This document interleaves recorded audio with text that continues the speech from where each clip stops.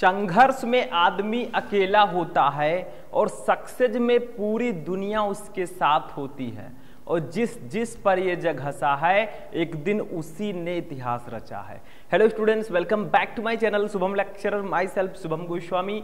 आज का ये वीडियो उन सभी स्टूडेंट्स के लिए है जो इस बार 12th में हैं और जिनको बोर्ड एग्जाम देना है, क्योंकि इस वीडियो में मैं आपके लिए लेकर आया हूं क्लास 12 बायोलॉजी के पूरे बायोलॉजी के 70 ऐसे महत्वपूर्ण टॉपिक को जो आपके बोर्ड एग्जाम के लिए सबसे ज्यादा इंपॉर्टेंट है। यानी कि अगर आप बायोलॉजी के इन 70 टॉपिक को मिक्स करते हैं या फिर इसमें से 10 टॉपिक भी मिस करते हैं तो आपका नंबर, आपका परसेंटेज कम हो जाएगा। ठीक है, तो ये जो वीडियो है बहुत ही इंपॉर्टेंट वीडियो है, क्योंकि देखिए इससे पहले मैंने आप सभी को फिजिक्स, केमिस्ट्री, हिंदी और इंग्लिश चारों सब्जेक्ट के टॉपिक्स मैं आपको बता चुका हूं। ठीक है, आज बारी है 12th बायोलॉजी की, क्योंकि बहुत सारे हमारे स्टूडेंट थे जो बायोलॉजी से हैं, वो कमेंट कर रहे थे सर बायोलॉजी के पूरे बायोलॉजी के इंपॉर्टेंट टॉपिक पर वीडियो बनाइए जो बोर्ड एग्जाम में इस बार आए। ठीक है, तो जितने भी स्टूडेंट 2024 में बोर्ड एग्जाम देने वाले हैं वो इस वीडियो को शुरू से लेकर लास्ट तक देखेंगे, क्योंकि ऐसा मौका और ऐसी क्लास आपको बार बार नहीं मिलेगी। तो कॉपी और पेन लेकर बैठ जाइए, क्योंकि अब की बार हमें बायोलॉजी में 70 नंबर लेकर आना है और पूरे चैप्टर के टॉपिक को मैं इस वीडियो में बताने वाला हूं। ठीक है, मैंने पहले ही आपसे कहा है कि जब आप मेहनत करेंगे तो आप अकेले करेंगे, और मेहनत इतनी खामोशी से करो कि सफलता शोर मचा दे। ठीक है, आप मत कहिए कि भैया मुझे इतना लाना है, मुझे 95% लाना है। ऐसा कहोगे तो लोग आपको पागल समझेंगे। आप करके दिखाओ, क्योंकि ये दुनिया ऐसी है जो सुनना कम देखना ज्यादा पसंद करती है। ठीक है, आपके अंदर वो पागलपन होना चाहिए कि हाँ मुझे अब की बार 95% प्लस लेकर आना है, मुझे टॉपर बनना है। ठीक है, और जिस जिस पर ये जग हंसा है, यानी कि जिस जिस को लोग कह रहे हैं तू नहीं कर पाएगा, तुझसे नहीं होगा, उसी ने एक दिन इतिहास रचा है। आप जाकर देख लीजिए, जिसको लोग पागल कहते थे आज उसी ने इतिहास रचा है। तो अपने अंदर ऐसा पागलपन रहिए पढ़ने का। ठीक है, किताबों से दोस्ती कीजिए। तो क्लास 12 बायोलॉजी, पूरे बायोलॉजी के 70 मोस्ट इंपोर्टेंट टॉपिक, हम एक एक चैप्टर वाइज पूरे टॉपिक को देखेंगे और इन टॉपिक को जरूर पढ़कर जाइएगा। तो सबसे पहले इस वीडियो को लाइक कर दीजिए, चैनल पर नए चैनल को सब्सक्राइब कर दीजिए, ताकि मैं आपके लिए और भी इंपॉर्टेंट वीडियोस ला सकूं। ठीक है, तो चलिए स्टार्ट करते हैं। सबसे पहले देखिए, सबसे पहला चैप्टर हमारा पुष्पी पादपों में लैंगिक जनन। सभी को पता है ये सबसे फर्स्ट चैप्टर हमारा है। ठीक है, कौन सा चैप्टर? पुष्पी पादपों में लैंगिक जनन, ये फर्स्ट चैप्टर है।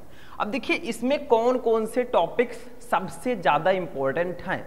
देखिए कहीं कहीं आपके बोर्ड एग्जाम में आता है कि आप परिपक्व परागकोश का चित्र बनाइए। ठीक है, यह चित्र बनाकर आप लोग स्पष्ट कीजिए। तो ये चित्र बहुत ज्यादा इंपॉर्टेंट है, क्योंकि आप बायो पढ़ रहे हैं और बायो में फिगर बनाना ना आए ऐसा नहीं हो सकता। एक ना एक फिगर आपको बनाने को दिया जाएगा, चाहे वो परागकोश का हो, चाहे बीजांड का हो, चाहे फिर और भी बहुत सारी चीजें हैं, उसका चित्र दिया जा सकता है। ठीक है, दूसरा देखिए परिपक्व परागकोश। अपरिपक्व परागकोश का मतलब जो परिपक्व ना हो। ठीक है, और परिपक्व का मतलब जो परिपक्व हो। तो इन दोनों परागकोश की संरचना बनाना आपको आना चाहिए। ठीक है, तीसरा देखिए आवृत बीजी बीजांड का चित्र। जो आपके बीजांड होते हैं, ओविल्स होते हैं, इनका चित्र भी आपको बनाना आना चाहिए, बहुत इंपॉर्टेंट है। ठीक है, उसके बाद देखिए परागण, यहां पर परागण लिख दीजिएगा। परागण ये भी बहुत इंपॉर्टेंट है।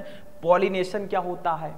ठीक है, एक वर्तिकाग्र से दूसरे वर्तिकाग्र तक जो परागकण होते हैं उनके पहुंचने की प्रक्रिया को हम परागण कहते हैं। वो कई प्रकार से होते हैं, जैसे स्वपरागण, परपरागण। ठीक है, स्वपरागण का मतलब जब एक ही पेड़ के पुष्प से उसी पेड़ के पुष्प में पहुंचेंगे तो स्वपरागण होगा। ठीक है, एक पुष्प के पेड़ से दूसरे पुष्प के पेड़ में परागकण पहुंचेंगे तो वो परपरागण होगा। तो ये सब चीजें आपको जरूर पढ़ना है। परागण और परागण के प्रकार, इसके बारे में आपको जानकारी होनी चाहिए। परागकण क्या होते हैं इसके बारे में भी आपको जानना है, ठीक है। मतलब ये सब सबसे ज्यादा इंपॉर्टेंट टॉपिक्स हैं। उसके बाद में है द्विनिषेचन, व्हाट इज डबल फर्टिलाइजेशन, द्विनिषेचन क्या होता है, ये भी बहुत इंपॉर्टेंट टॉपिक है इस चैप्टर का। और मैं पहले ही बता देना चाहता हूं, बार बार कंफ्यूज मत होइएगा। देखिए मैं यहां पर आपको टॉपिक्स बता रहा हूं, बहुत सारे स्टूडेंट कहेंगे सर यही 70 टॉपिक पढ़ लें तो क्या हम 70 में 70 ले आएंगे।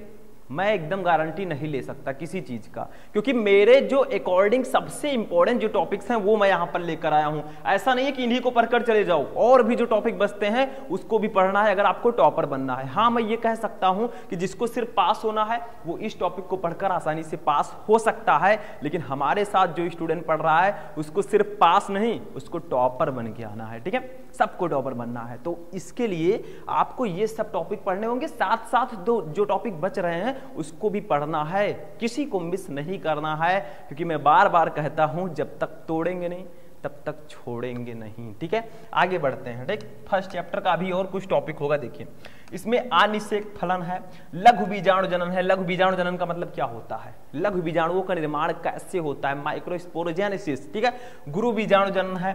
तो ये सब जो टॉपिक्स हैं ये हमारे फर्स्ट चैप्टर से सबसे ज्यादा इंपॉर्टेंट हैं, ठीक है। अब बाकी के जो टॉपिक बच रहे हैं भैया किसी को मिस नहीं करना है, तैयारी पूरी चल रही है। और मैंने पहले ही बताया है जो हमारे स्टूडेंट हैं जिनका टारगेट है कि भैया अब की हमें 95% प्लस लेकर आना है, वो क्या करेंगे, वो हमारा एप्लीकेशन जो है, एप्लीकेशन का नाम क्या है आप लोगों को पता होगा, ऐप का जो हमारे नाम है वो शुभम लेक्चरर है, ठीक है, शुभम लेक्चरर। ये ऐप हमारा प्ले स्टोर पे ऑलरेडी है, ठीक है, इसको डाउनलोड कीजिए। इसमें आपको सारे सब्जेक्ट की तैयारी, hand written note, PDF, previous year paper, model paper सबके साथ कराई जाएगी। तो आप लोग जल्दी से प्ले स्टोर में जाइए, शुभम लेक्चरर ऐप हमारा डाउनलोड कर लीजिए। उसमें आपको बैच मिलेगा, उसको आपको ज्वाइन कर लेना है। कोई भी प्रॉब्लम होती है बैच ज्वाइन करने में तो नंबर मेरा लिख लीजिए, देखिए 9918332305, यही मेरा व्हाट्सएप नंबर है, यही मेरा पेटीएम फोन पे नंबर है। आप लोग ज्वाइन कर लीजिए, ऐप से भी ज्वाइन कर सकते हैं। जो पेटीएम फोन पे यूज नहीं करते वो इस नंबर पर पेमेंट करवा कर मेरे पास इसी नंबर पर स्क्रीनशॉट भेज देंगे, मैं ज्वाइन कर दूंगा, ठीक है। तो तैयारी करने के बहुत सारे तरीके हैं, बस आपको थोड़ा सा मेहनत करना होगा हमारे साथ, तैयारी फुल होगी, ठीक है। आगे बढ़ते हैं, दूसरे चैप्टर में आते हैं। दूसरा चैप्टर हमारा है मानव जनन, ह्यूमन रिप्रोडक्शन, जो मनुष्य में जनन होता है। अगर ह्यूमन रिप्रोडक्शन ना हो तो संतान की उत्पत्ति नहीं होगी, ठीक है। तो मानव जनन से देखिए कौन कौन से टॉपिक्स सबसे ज्यादा इंपॉर्टेंट है। देखिए इसमें है सबसे पहला आवर्त चक्र, मेस्ट्रुअल साइकिल आपने सुना होगा, ये बहुत इंपॉर्टेंट टॉपिक है इस चैप्टर से। उसके बाद में अंडाणु जनन है, अंडाणुओं का निर्माण कैसे होता है, ठीक है। शुक्राणु जनन है, जो शुक्राणु होते हैं, स्पर्म्स होते हैं, उनका निर्माण कैसे होता है पुरुषों में, ठीक है। इसमें आप नर जनन तंत्र और मादा जनन तंत्र का चित्र बनाना आपको आना चाहिए, ये ध्यान रखिएगा, ठीक है। आगे बढ़ते हैं, ये सब टॉपिक नोट करते रहिए आप लोग। और भैया नोट्स तो मैं अपने ऐप में दे ही रहा हूं, इन सब टॉपिक का भी नोट्स मिलेगा, इनका सारा सॉल्यूशन मिलेगा, जो फिजिक्स केमिस्ट्री मैंने बताया उसका भी नोट्स मिलेगा, सारा सॉल्यूशन मिलेगा। थोड़ा इन्वेस्टमेंट करेंगे, टॉपर बनकर आप रहेंगे, ठीक। नॉर्मल पढ़ाई तो सभी करते हैं, पढ़ लेंगे 70-75 नंबर % ले आएंगे, 75%, उतने से कुछ नहीं होगा, कुछ बड़ा करने के लिए आप पैदा हुए, ठीक है। अब देखिए तीसरा है जनन स्वास्थ्य, तीसरा चैप्टर जनन स्वास्थ्य है। इससे दो टॉपिक बहुत इंपॉर्टेंट है, एक है मनुष्य में यौन संबंधी रोग, जो सेक्सुअल डिजीज होते हैं, सुना होगा आप लोगों ने सेक्सुअल डिजीज, इसमें बहुत सारे रोग आते हैं, एड्स है और भी बहुत सारे, हर्पीज, जेनेटिक है, ठीक है। तो ये सब आते हैं। परिवार नियोजन कैसे कर सकते हैं, ये भी इस चैप्टर में बहुत ज्यादा इंपॉर्टेंट टॉपिक है, ठीक है। तो इसको भी आप लोग नोट कर लीजिएगा। चलिए फोर्थ चैप्टर देखते हैं। अब चलिए आगे बढ़ते हैं, नेक्स्ट टॉपिक देखते हैं चैप्टर 4 से। देखिए स्टूडेंट, चैप्टर 4 जो हमारा है ये बायोलॉजी का एक बहुत ही इंपॉर्टेंट चैप्टर है। चैप्टर का नाम है वंशागति और विविधता के सिद्धांत। इसमें हम हेरिडिटी के बारे में पढ़ते हैं कि आखिर जो हमारी वंशागति है वो कैसे चलती है, जो हमारी आनुवंशिकी है, ठीक है। इसमें हम डीएनए, आरएनए और भी बहुत सारी चीजों का अध्ययन करते हैं। देखिए इसमें वंशागति और विविधता के सिद्धांत में क्या क्या पढ़ना है, सबसे इंपॉर्टेंट जो है आनुवांशिक रोग। कुछ आनुवांशिक रोग होते हैं जैसे हीमोफीलिया हो गया, और भी बहुत सारे रोग है, डाउन सिंड्रोम, टर्नर सिंड्रोम, ऐसे ऐसे बहुत सारे रोग इसमें होते हैं, ठीक है। वर्णांधता हो गया, तो ये सब चीजें होती हैं जो हमें आनुवंशिक रोग में पढ़ने हैं। पहले ये जानना है आनुवंशिक रोग होता क्या है, ठीक है, व्हाट इज जेनेटिकल डिजीज। उसके बाद में हमें ये जानना है कि इसके अंतर्गत कौन कौन से रोग आते हैं, बहुत इंपॉर्टेंट है, ठीक है। उसके बाद देखिए प्रभाविता और अप्रभाविता, ठीक है, ये भी बहुत ज्यादा इंपॉर्टेंट है। प्रभाविता क्या होता है, अप्रभाविता क्या होता है, इससे संबंधित मेंडल के नियम भी हैं, उसको भी आपको पढ़ना है, ठीक है। उसके बाद देखिए एक संकर और द्वि संकर, इसको द्वि कर दीजिएगा, एक संकर और द्वि संकर, मोनोहाइब्रिड एंड डाई हाइब्रिड, ये भी बहुत ज्यादा इंपॉर्टेंट टॉपिक है, इसको भी आपको पढ़ के जाना है, ठीक है। तो जितने भी टॉपिक्स मैं बता रहा हूं सारे को नोट्स कर लीजिएगा, ऐसा नहीं भैया इधर से सुना इधर से निकल गया काम खत्म, ठीक, तो आपका भी काम खत्म हो जाएगा, पढ़ना पड़ेगा, समझना पड़ेगा, ठीक। 17 नंबर देखिए अपूर्ण प्रभाविता, ठीक है, इनकम्प्लीट डोमिनेंस क्या होता है, अपूर्ण प्रभाविता क्या होता है, that's a most important topic in 4th chapter, ठीक है। उसके बाद में मेंडल का नियम, अब भैया मेंडल का नियम नहीं पढ़ेंगे तो समझ लीजिए चैप्टर बेकार है। इस चैप्टर के जो रीढ़ की हड्डी है वो मेंडल का नियम ही है, और मेंडल का नियम बहुत अच्छे से पढ़ लीजिएगा। ये हमारे जो दैनिक जीवन है, जो डेली रूटीन है, इससे संबंधित एक नियम है, बहुत इंपॉर्टेंट नियम है, ठीक है। 19 नंबर देखिए मनुष्य में लिंग निर्धारण कैसे होता है, यानी कि हम मेल होंगे या फीमेल होंगे, इसका लिंग निर्धारण मनुष्यों में कैसे होता है, ये चीज आपको पढ़ लेना है, ठीक। तो ये चौथा चैप्टर है, अभी और होगा शायद, देखते हैं, नहीं इतना चौथे चैप्टर से उतने टॉपिक इंपॉर्टेंट थे।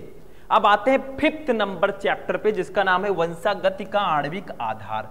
ये भी बहुत इंपॉर्टेंट चैप्टर है। इसमें जो वंशागत के आणविक आधार हैं, वंशागति में बहुत सारे अणु होते हैं, ठीक है, डीएनए आरएनए, वो सब वंशागति और आणविक आधार में हमें पढ़ना होता है। डीएनए रेप्लिकेशन, ठीक है, आरएनए के बारे में सब कुछ इसमें पढ़ना होता है। तो देखिए जीन के बारे में पहले पढ़िए, जीन क्या होता है, ठीक है, समझ में आया, जीन बहुत इंपॉर्टेंट है। उसके बाद में डीएनए तथा RNA, deoxyribonucleic acid and ribonucleic acid, जो हमारे न्यूक्लिक एसिड्स होते हैं उनके बारे में आपको अच्छे से पढ़ लेना है। उसके बाद में डीएनए तथा आरएनए में अंतर, what is the difference between DNA and RNA, दोनों में अंतर क्या होता है, इसको पढ़ना है, ठीक है। उसके बाद डीएनए का वाटसन क्रिक मॉडल, यानी कि वाटसन क्रिक ने डीएनए का एक मॉडल तैयार किया था, जिसे हम डीएनए का वाटसन क्रिक मॉडल कहते हैं, इसको भी पढ़कर जाना है, ठीक है। उसके बाद में आनुवंशिक code, what is genetical code, ये क्या होते हैं, बहुत इंपॉर्टेंट है, ठीक है, इसको पढ़ लीजिएगा। 25 है डीएनए फिंगरप्रिंट्स, डीएनए फिंगरप्रिंटिंग क्या होता है, जैसे मान लीजिए कोई पिताजी है, कोई बच्चा है, अब वो फादर का जो बेटा है, ठीक है, फादर साहब कह रहे हैं ये मेरा बेटा नहीं है, ठीक है, वो झूठ बोल रहे हैं, तो भैया बच्चा कहेगा अरे पापा डीएनए फिंगरप्रिंटिंग करवा लीजिए या डीएनए की जांच करवा लीजिए, पता चल जाएगा। अब डीएनए का जब जांच होगा भैया तब उसी का बेटा होगा, तब तो डीएनए से पता चल ही जाएगा, ठीक है। इसीलिए इसको आनुवंशिक पदार्थ कहते हैं, यानी कि पीढ़ी दर पीढ़ी वो डीएनए उनके संतान में आएगा, ऐसा जरूर है, ठीक है। तो ये चीज ध्यान रखिएगा, मतलब इंपॉर्टेंट टॉपिक्स की मैं बात कर रहा हूँ, सारे को मैं पढ़ाऊंगा, टेंशन मत लीजिए, सारे के इंपॉर्टेंट क्वेश्चन सब कुछ मैं पढ़ाऊंगा, ठीक। आगे बढ़ते हैं नेक्स्ट देखिए, अब आते हैं 6 नंबर चैप्टर पर, जो कि है विकास, जैव विकास चैप्टर हमारा इस साल ऐड हुआ है, ठीक है, इसके भी आपको टॉपिक्स पढ़ने होंगे। तो देखिए इसमें जीवन की उत्पत्ति कैसे हुई है, जो हमारी लाइफ है ये कैसे क्रिएट हुआ, इसकी उत्पत्ति कैसे हुई, इसको पढ़ना है, ठीक है।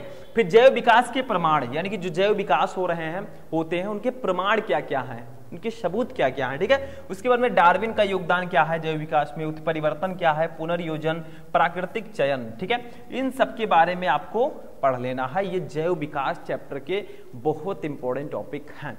जैव विकास में देखिए चैप्टर भी इस बार ऐड हुआ है, पहले था फिर से उसको ले आया गया है, तो ये सब टॉपिक बहुत ज्यादा इंपॉर्टेंट है, सबको मैं बताऊंगा, ठीक है। आगे और भी है इसमें, देखिए जीन प्रवाह क्या होता है, बहुत इंपॉर्टेंट है। हार्डी वेनबर्ग सिद्धांत इसमें है, बहुत इंपॉर्टेंट है। अनुकूली विकिरण क्या होता है और मानव की विकास, ये 10 टॉपिक जो हैं ये जैव विकास चैप्टर में बहुत ज्यादा इंपॉर्टेंट हैं। तो मेरे इस वीडियो को बनाने का पर्पस है कि आप लोग ये जान सकें कि आखिर टॉपिक कौन कौन से इंपॉर्टेंट है। बहुत सारे स्टूडेंट कहते हैं अरे सर इतनी मोटी बुक हमें दे दिया गया, हमें यही नहीं पता है कि क्या क्या पढ़ना चाहिए, ठीक, तो उनके लिए बहुत इंपॉर्टेंट है ये वीडियो। कुछ स्टूडेंट है जो क्या करते हैं, किसी कारणवश या किसी मजबूरी से वो केवल फॉर्म फिल कर देते हैं 12th का, वो अच्छे से पढ़ाई नहीं करते, फिर ऑनलाइन आते हैं, अरे सर कैसे पढ़ाई करें, हमारे यहाँ बहुत मजबूरी है, पापा जी नहीं है, कोई कहेगा पापा जी की तबीयत खराब रहती है, कैसे तैयारी करें, तो भैया उन सबको मैं पूरी तैयारी करवाता हूं, उनको सराहना में देता हूं कि आप लोगों को मैं इंपॉर्टेंट टॉपिक बता दूंगा। अगर आप रेगुलर क्लास ज्वाइन नहीं कर पाते, आप सिलेबस नहीं पढ़ पाते, तो आपको मैं टॉपिक बता दूंगा, उसको तैयार कर लीजिएगा, ठीक है। उसके बाद देखिए मानव स्वास्थ्य एवं रोग, ये हमारा कौन सा चैप्टर है, ये 7 नंबर चैप्टर है। देखिए अब यहाँ पर चैप्टर की नंबरिंग बदल दीजिएगा, 7 है मानव स्वास्थ्य एवं रोग, ठीक है। इसमें देखिए इंटरफेरोन्स क्या होते हैं, इसके बारे में आपको पढ़ लेना, व्हाट इज इंटरफेरोन्स, ठीक है। उसके बाद देखिए प्रतिरक्षा तंत्र क्या होता है, व्हाट इज इम्यून सिस्टम। देखिए जब कोई वायरस या बैक्टीरिया हमारे शरीर पर अटैक करता है तो हमारे अंदर हमारी सुरक्षा के लिए एक तंत्र पाया जाता है जिसको हम प्रतिरक्षा तंत्र कहते हैं, इम्यून सिस्टम कहते हैं, ठीक है। तो इम्यून सिस्टम को अगर बढ़ाना है भैया तो डेली एक्सरसाइज कीजिए, योगा कीजिए, आपका इम्यून सिस्टम हमेशा मजबूत रहेगा। कोई भी वायरस आपके शरीर में घुसने से पहले एक बार सोचेगा अरे यार कितना मजबूत शरीर है, ठीक है। तो डेली योगा करिए, अभ्यास करते रहिए, ठीक है। उसके बाद 38 देखिए स्टेम कोशिका क्या होती है, बहुत इंपॉर्टेंट है। संक्रामक तथा असंक्रामक रोग क्या होते हैं, ये बहुत इंपॉर्टेंट है।